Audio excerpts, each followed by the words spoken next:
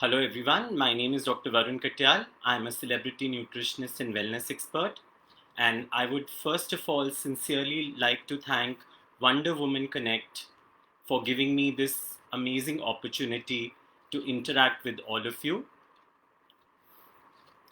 And I have been associated with Wonder Woman Connect and Arpana for many years now, and she does a wonderful job of not only connecting people, but she organizes some wonderful events. She also, you know, does a lot of uh, very interesting and very wonderful work. So I would again like to sincerely thank Arpana Agrawal for giving me this opportunity to connect with all of you and interact with all of you. Um, Today's session is basically going to be on diet tips for a slimmer and better you. And again, before I start this session, I would like to sincerely thank Wonder Woman Connect and Arpana Jain Agrawal, the founder, president of Wonder Woman Connect, for giving me this wonderful opportunity to connect with you all and interact with you all today. So, now, when we talk about diet, a lot of times people have a lot of myths which come in their mind. And the biggest myth about diet is that people think that being on a diet is about starving yourself. Being on a diet is about giving up on your favorite foods. Being on a diet is eating less. Being on a diet is, depriving yourself of all the yummy and tasty foods. But in reality, that is not what diet means. So, in very simple terms, according to me, being on a diet program is all about inculcating, good lifestyle habits which you can follow for a very long period of time. So, diet is basically about eating the right food in the right quantity at the right time. Okay, so first of all, one of the biggest myths which is there in the minds of people is about weight. Now, one needs to understand that, first of all, weight loss and fat loss may not always be the same thing. And why do I say that? Because, for you to understand, because a lot of people, they are very, very particular about what is their weight. And so many times, when my clients also, when they talk to me, a lot of them are very concerned about their weight. So basically, we have diet programs which help people across the world, uh, and we have various diet programs. Uh, and now, we are doing all the diet consultations, and we are giving diet plans to clients all across the world online. So through our online diet program, we are able to help clients all across the world. We have various diet programs. We have diet programs for weight loss and fat loss. We have diet programs for diabetes. We have diet programs for PCOD. We have diet program for thyroid problems. We have diet program for high cholesterol problem. We have diet program for high BP. We also have diet programs for children, um, and during my interaction with my clients, I have realized that people are very, very concerned about their weight. But once you understand that your weight does not actually tell you how much is your body fat, you would understand why I'm saying that weight loss may not always be fat loss. So when we stand on a weighing scale to take our weight, the weighing scale does not tell us just what is the total amount of fat in our body. So the weight which comes on a weighing scale is not just the weight of body fat. It is actually grossly the total weight of your bones, muscles, water and fat together. So when we talk about weight loss, you can lose weight by losing any of these four components, which means you can lose weight by making your bones weak.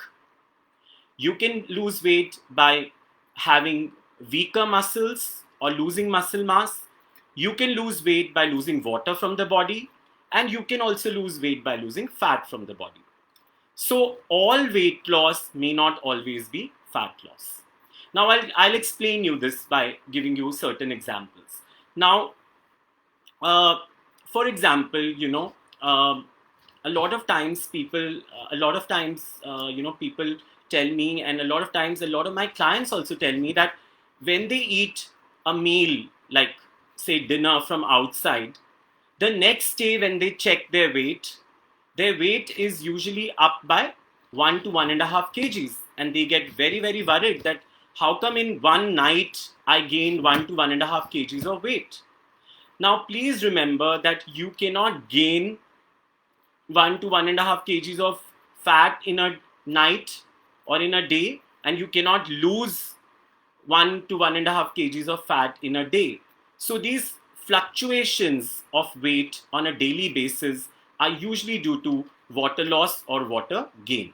So, basically, what happens is, I'm sure a lot of you must have seen this, that when you take your weight on the same day in the morning, the weight may be different, and when you take your weight on the same day in the evening, it may be different. So the weight usually in the evening you will see is somewhere from 500 grams to 1 to 1.5 kgs more than your morning weight, depending on how much is the water retention in the body, and even factors like whether you have constipation or not. So the weight can fluctuate a lot within the same day. So your weight can vary from morning to evening. So when you take your weight in the morning and then you take your weight in the evening the same day, you may see that your weight may be increased by 1 to 1.5 kgs also at times, right? So like I said, you cannot lose 1 to 1.5 kgs of fat in one day, nor can you gain 1 to 1.5 kgs of fat in a day. So this fluctuation of weight, this daily fluctuation of weight in this is basically due to water loss or water gain.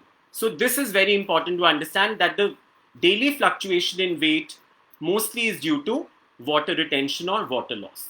So then you would ask me, then what is the right parameter to assess whether you're losing body fat or not? Now, for you to understand in very simple terms about the weight, please remember that not all weight of the body is bad weight. So if we divide the weight of the body into good weight and bad weight, the good weight of the body is the weight of our bones and muscles. And why do I call it the good weight? Because if you have stronger bones and muscles, your metabolism becomes faster. So you're able to burn fat faster, and your chances of gaining the lost fat are lesser. Okay? And when I say the bad weight of the body is mainly the extra fat which you have in your body. So basically, the aim of a good diet and exercise program should be to make you gain the good weight of your body, which is your bone weight and muscle weight. And at the same time, it should aim at losing the bad weight of the body, which is your fat weight. And the right indicator of fat loss is inch loss. Okay, so if you take a measuring tape and if you take your inches around your belly, around your waist, around your thighs, around your hips, around your upper arms, around all the areas where you feel you have gained extra fat, and if you take these measurements every week and you realize that you are losing inches on these areas, then that means you are losing fat. So fat loss is the right indicator. So inch loss is the right indicator of fat loss and not weight loss. I hope this is clear. So basically, fat loss is indicated by inch loss. So inch loss is the right indicator of fat loss and not always weight loss. Okay. So, and a lot of people worry so much about weight. In fact, there's so many studies which say that going on a weighing scale could be very, very stressful for people. And So every time you have to check your weight, you go through this stress of going on the weighing scale. And please remember that any kind of stress induces the release of our stress hormones, especially cortisol. And these stress hormones actually increase the fat deposition in the body, and they are actually anti-fat loss. So this whole process of going on a weighing scale and checking your weight can produce a lot of stress in our body, which itself can make you gain fat, and and this can actually stop your fat loss. So that's why this is very important to understand, that your inch loss is the right indicator of fat loss and not your weight. Now, for people who exercise regularly, like people who go to the gym or do any form of exercise regularly, over a period of time, due to regular exercise, your bones and muscles become stronger and heavier. So the weight of your bones and muscles increases. So what happens is, for example, if you're following a good diet program and you're also regularly exercising, say for example, in a month you lost 5 kg of fat. But at the same time, because you're exercising regularly, your bones and muscles are also becoming stronger. So for example, you gained around 3 kg of bone weight and muscle weight. So on the weighing scale, your net weight loss will only show as 2 kg, because your muscle weight and bone weight is also a part of your total weight. Okay? So in reality, you have lost 5 kg of body fat, but your weighing scale is only showing it as 2 kg of weight loss. Okay, so I will again explain this with an example. So for example, if you're following a good diet and exercise regime regularly, and in a month, say you lose 5 kg of body fat, but at the same time, because you're exercising regularly, say you gain around 2 kg of bone weight and muscle weight because of regular exercise. So the net weight loss on the weighing scale will only show as 3 kg in this case, because the total weight of the bones and muscles also adds up to your total body weight.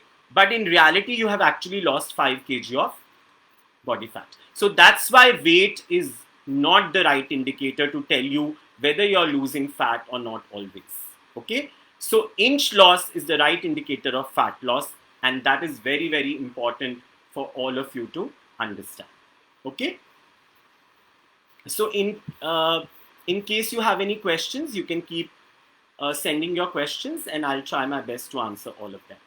Okay, now moving on to, so once we understand that what is the right parameter to assess whether we are becoming slimmer or fitter, then the next is, what do we do to become slimmer and fitter? And that is what we are going to talk about today. Now, it's very, very important to understand that you don't have to do a lot of difficult things basically to become slimmer and fitter. All you need to do is, first of all, work on your basics. Now, what usually happens is that people try to do a lot of things together in order to lose weight and become slimmer and fitter, but they sometimes forget the very basics.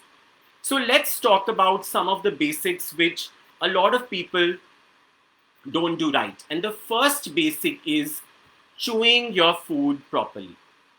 Now, all of us, I'm sure, in class 7th or 8th, we all have read the chapter on digestive system. And in that chapter, we were told that for good digestion, the first step is to chew your food properly. And what do we mean by chewing our food properly? To chew our food properly, it is very important to basically chew it at least every bite of food we should try and chew at least 32 times for good digestion. So I'm sure all of us in our class 7th or 8th, when we studied the chapter on digestion or digestive system, we must have read about this, but we forget about it. And we were taught that for good digestion, the first step is chewing your food properly, and for good digestion, you should try and chew every bite of food at least 32 times. But how many of us I mean, this is a question to all of us, but how many of us chew every bite of food 32 times? I mean, I have asked this question to a lot of people, but mostly the answer varies from 10 times to 12 times to sometimes 5 times to sometimes 20 times to sometimes 25 times. So it's very, very variable. But the point is, if we are not doing the first step of good digestion properly, how do we expect that our body is going to be able to digest our food properly, and it is not going to, give us problems of indigestion, acidity, bloating, etc., and we will not gain weight. So this is one basic which is very important. And of course, a lot of times when I tell this to my clients, that you need to chew your food properly. Of course, if you're not able to chew every bite of food at least 32 times, you should try and chew every bite of food at least 20 times. So a lot of times, the answer which I get from a lot of my clients is that, Dr. Varun, do you think I'm a cow? Do you think I have no other work to do except chewing my food? So these are the kinds of responses or answers I get from some of my clients when I ask them to chew their food properly. But please remember that this is a very basic requirement for good digestion. And if you start chewing every bite of food at least 20 times, you will realize that it will do a lot of benefit to you. The benefits of chewing your food properly, of course, definitely are good digestion. But besides that, when you chew every bite of food at least 20 times, you will never eat fast. You will obviously eat at a slower pace. You will not overeat, because you're not eating fast. And also, the brain takes at least 20 minutes to register that it has eaten a meal. So if you eat very fast, or if you eat in a hurry, and if you don't chew your food properly, and if you finish your meal before 20 minutes, our brain doesn't even register that we have eaten a meal. So you will feel hungry all the time, and you will be craving for food all the time. So it is very, very important that we must work on this one basic habit of chewing our food properly. Okay? Now, moving on to something called mindfulness during eating. Now, mindfulness means focusing and concentrating during the act of eating.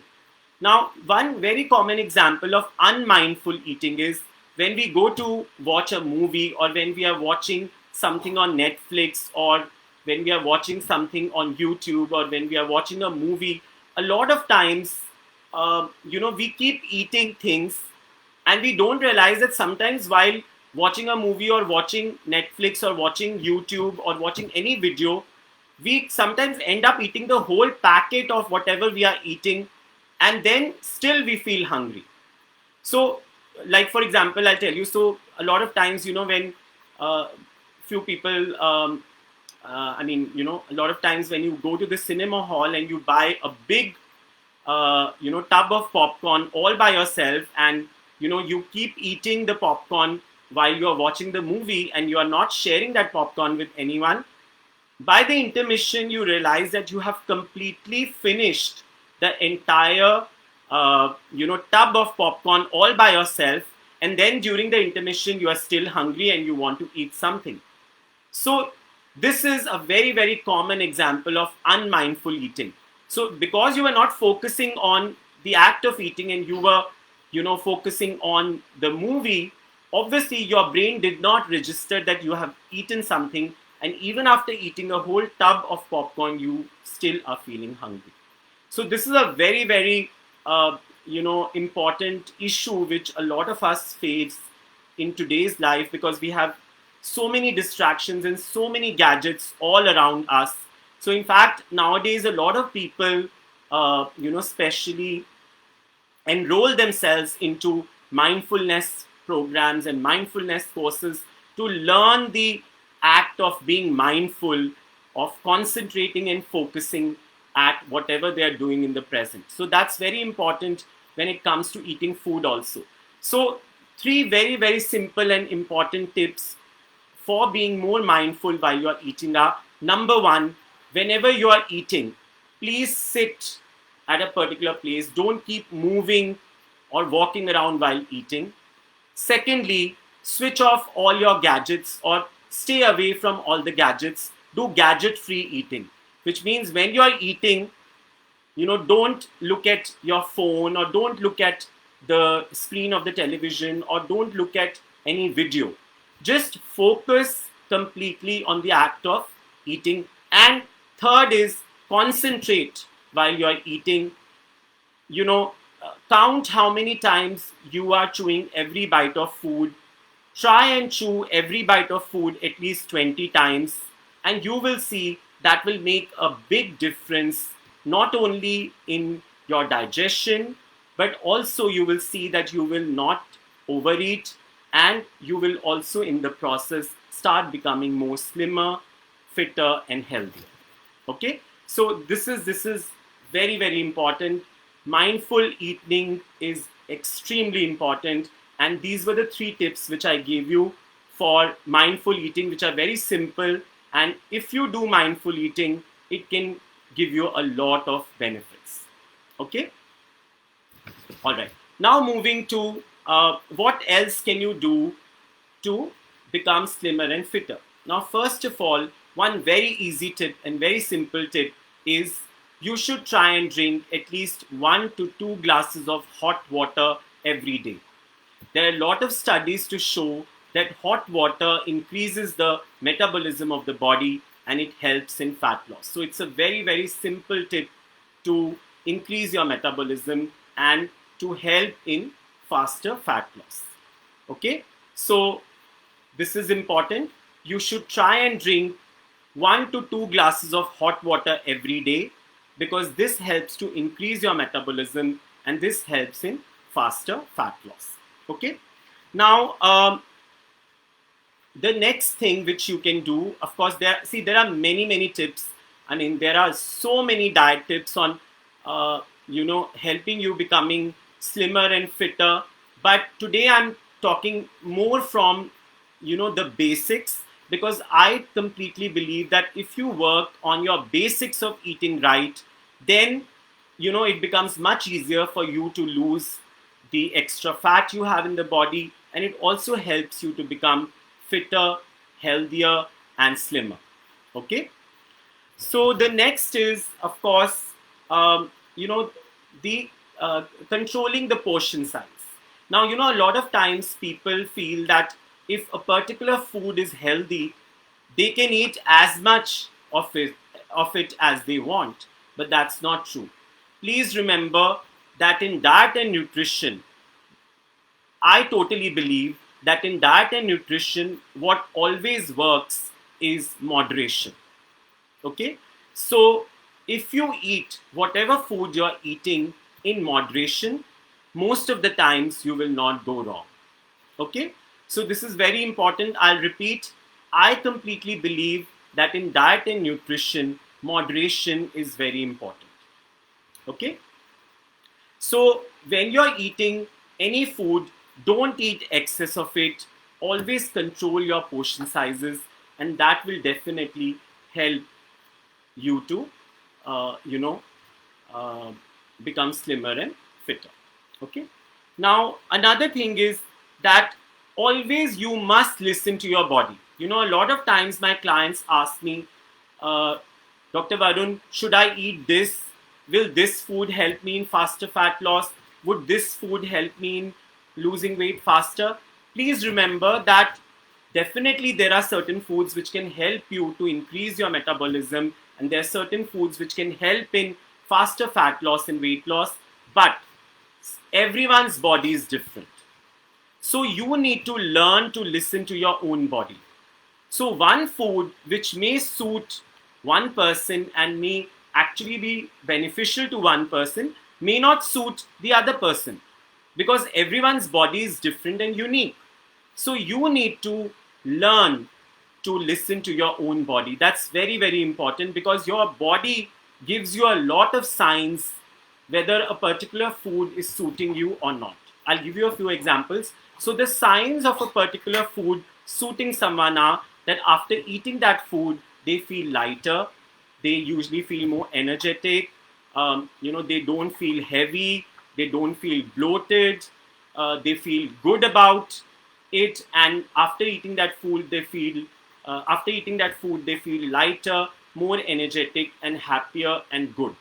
Okay, so these are some of the signs which tell you that a particular food is suiting you.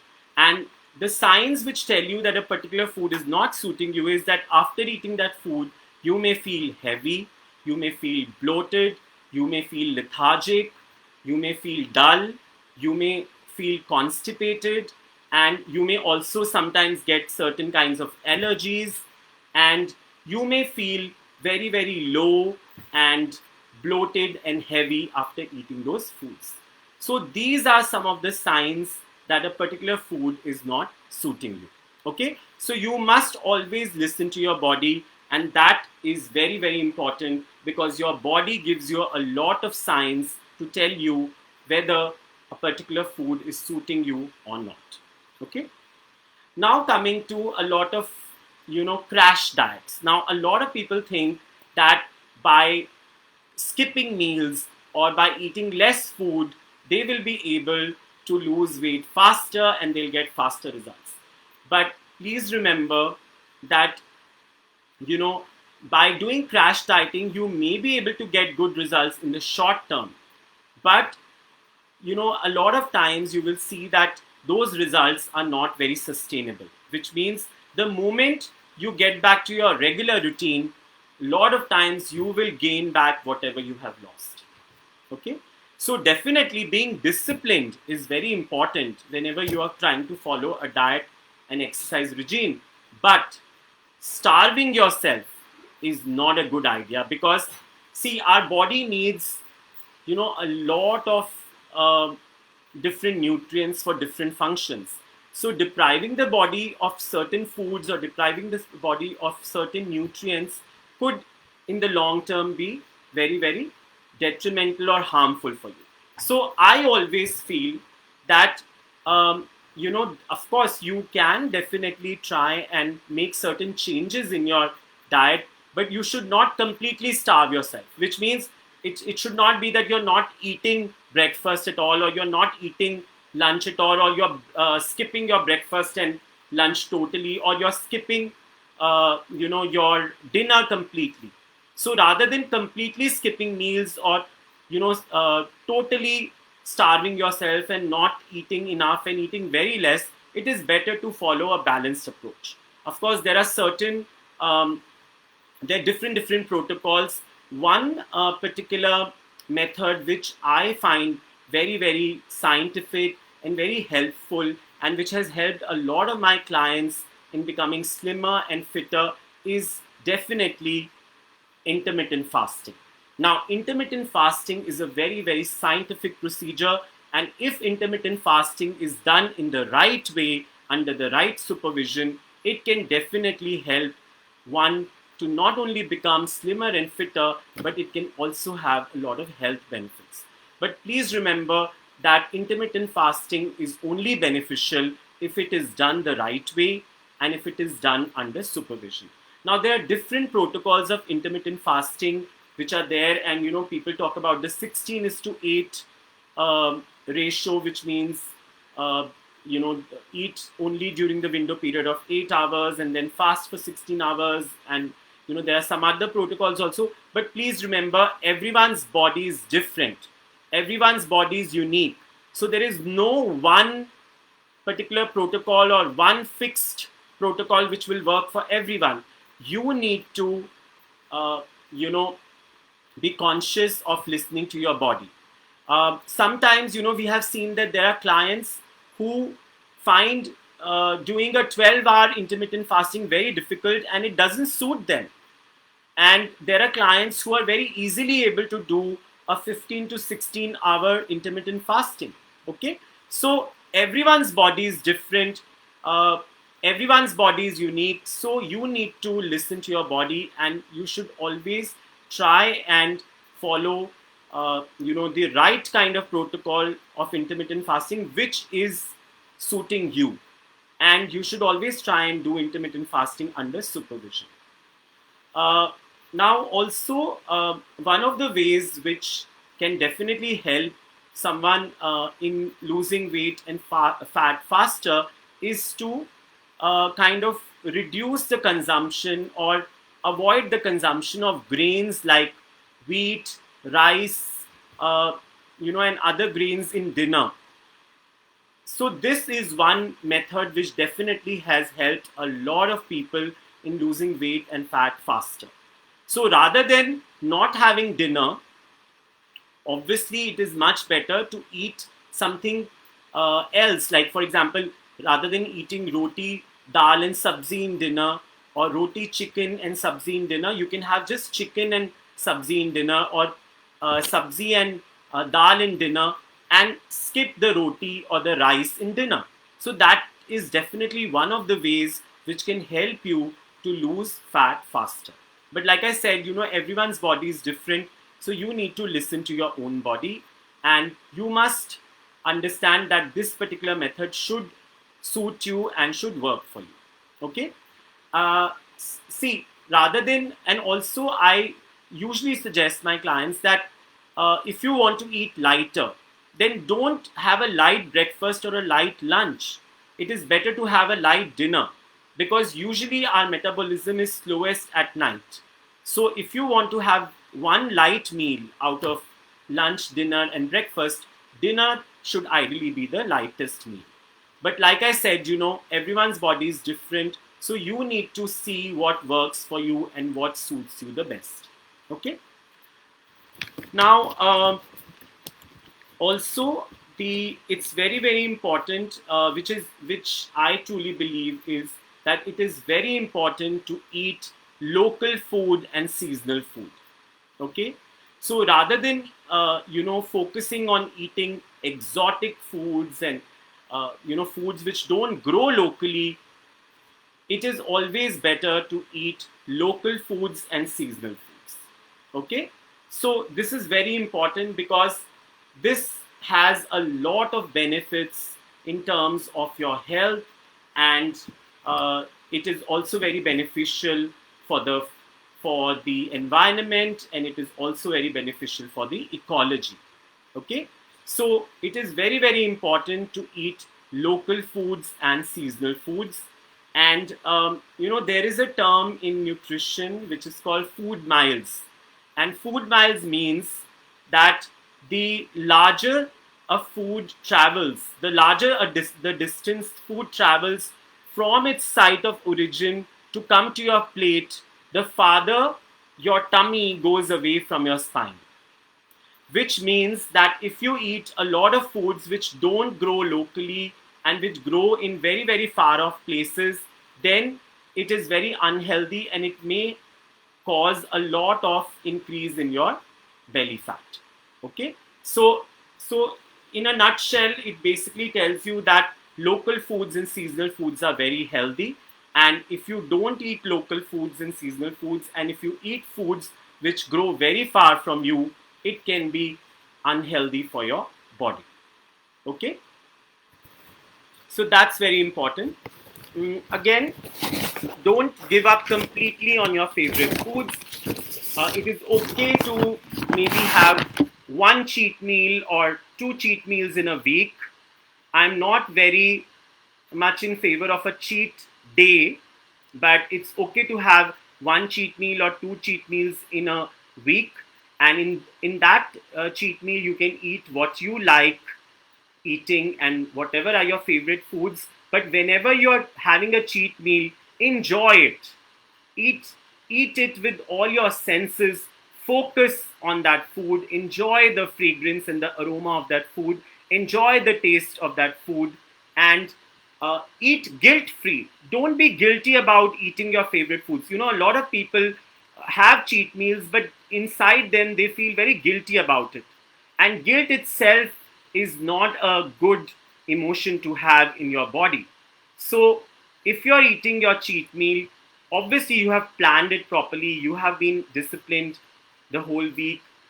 You should definitely try to be disciplined the whole week and plan that, okay, I will be very disciplined with my diet the whole week, but on, say, Saturday or Sunday, I will have one cheat meal. And when you're having that cheat meal, enjoy that cheat meal thoroughly, enjoy the taste of food, enjoy the fragrance of that food, and eat it without guilt. Okay, so that's very important.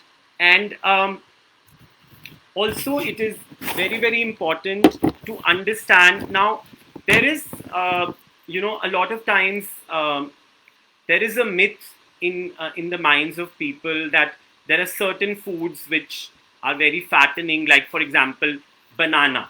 I am asked this question many, many times by a lot of my clients, that, Dr. Varun, can I eat a banana? Is it fattening? So please remember that banana is also a fruit, and it has the same sugar which is present in other fruits, and that sugar is fructose. It's a low glycemic index sugar. The only difference is that the amount of sugar in banana per kg is definitely higher than a lot of other fruits. So when you're eating a fruit like banana or mango, you should control the portion size of the fruit. You should eat a smaller portion of that fruit, but it doesn't mean that you can't eat it. Okay, so you can definitely eat a banana or a mango, but you should have a smaller portion of these fruits because they have more sugar or more fructose per kg of the fruit. Secondly, a lot of people ask me what is the right time to eat fruits.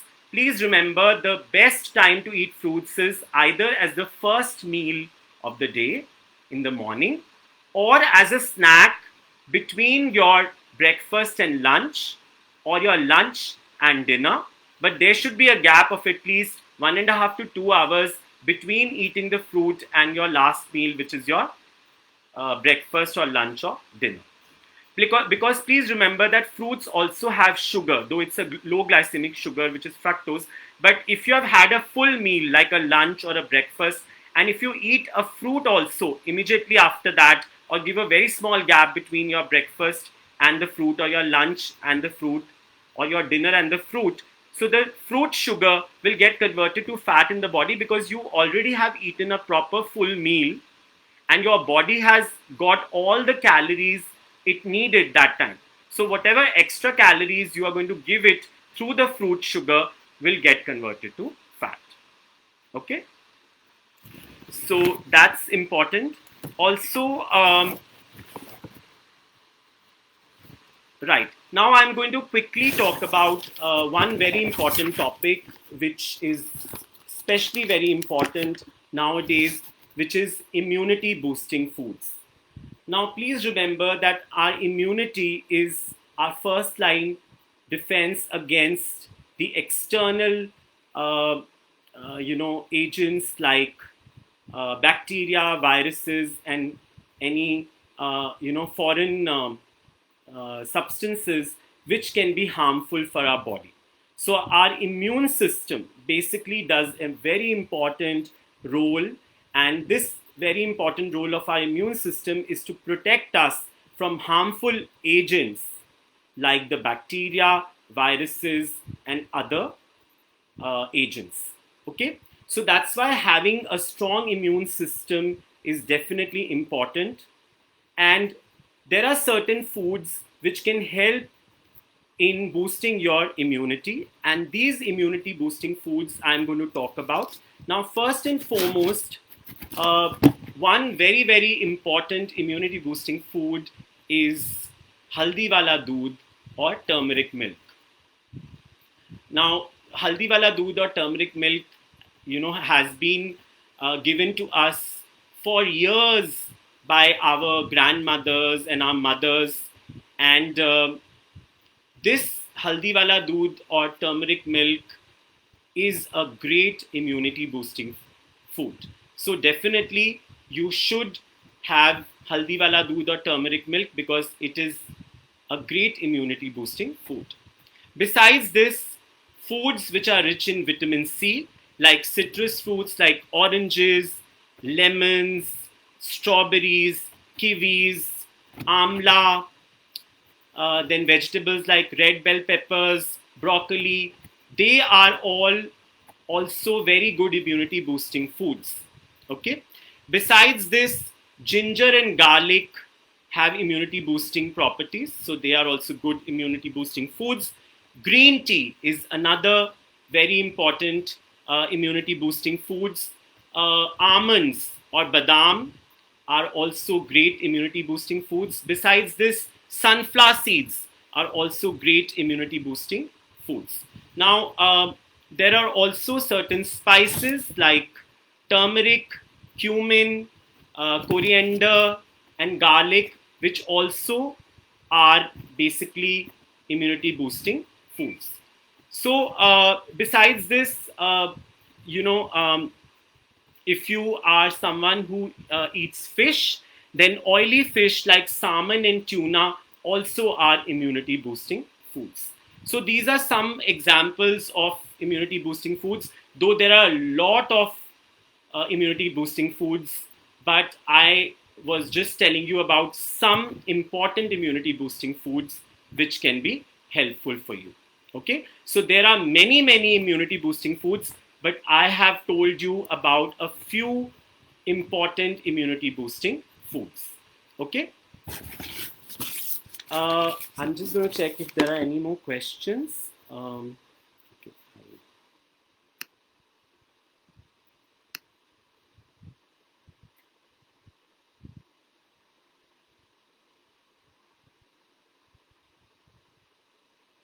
Okay, I can see a lot of um, comments.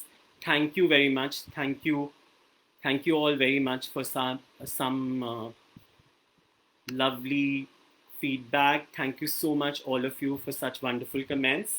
So, like I said, I would like to uh, again tell you that it is just it's not, being on a diet is not about starving yourself or depriving yourself of your favorite foods, but it is all about focusing on a certain goal which you want for yourself in terms of your health, in terms of your weight, in terms of your energy levels, in terms of your fitness, and then working on achieving those goals through a proper disciplined attitude.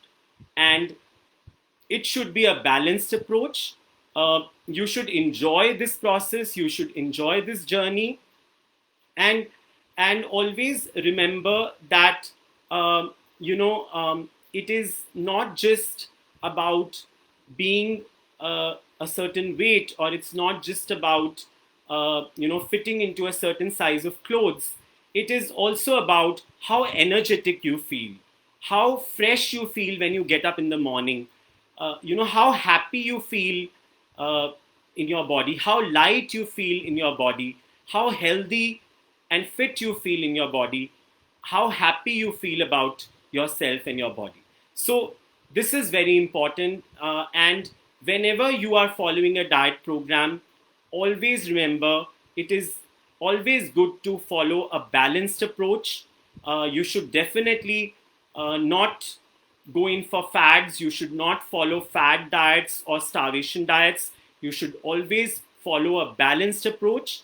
And it is also very important that whenever you start a diet, you must ask yourself before starting that diet whether that diet, at least 65 to 70% of that particular diet, will you be able to follow for the next 6 months or for the next 1 year of your life. Because otherwise, what happens is a lot of people are very enthusiastic in the beginning of starting a diet and they follow a very strict diet, but over a period of time, then they give up, and then they kind of sometimes lose interest, or they are not so motivated, and then because of that they are not able to sustain whatever results they get, and sometimes they gain back whatever weight and fat they have lost. So this is very important. Before you start any diet, you must ask yourself whether I will be able to follow at least 65 to 70% of this diet going forward for the next 6 months or next 1 year of my life or not. and whether this diet is practical and sustainable or not. Following a diet which is not practical as per your schedule, as per your lifestyle, uh, this kind of diet will not work in the long term. So obviously a diet should uh, fit very well into your daily routine and your lifestyle, and the diet should be designed in such a way that it should be according to your lifestyle, according to your schedule, according to your likes and dislikes, according to your medical issues, according to your body type, according to your genetics, according to your food habits, according to your working hours. So all these factors should be considered whenever a proper diet has to be designed for you. So always it is important to follow a diet program which is balanced, which is practical, and which is sustainable. Okay? So with this, I would like to once again sincerely thank uh, Wonder Woman Connect for inviting me today. I would sincerely like to thank once again Arpana Jain Agrawal, founder and president of Wonder Woman Connect, for inviting me here today so that I could interact with all you wonderful people. It was my pleasure and honor to interact with all you wonderful people. Thank you very much once again, Arpana Jain Agrawal and Wonder Woman Connect, for inviting today's session to interact with all of you.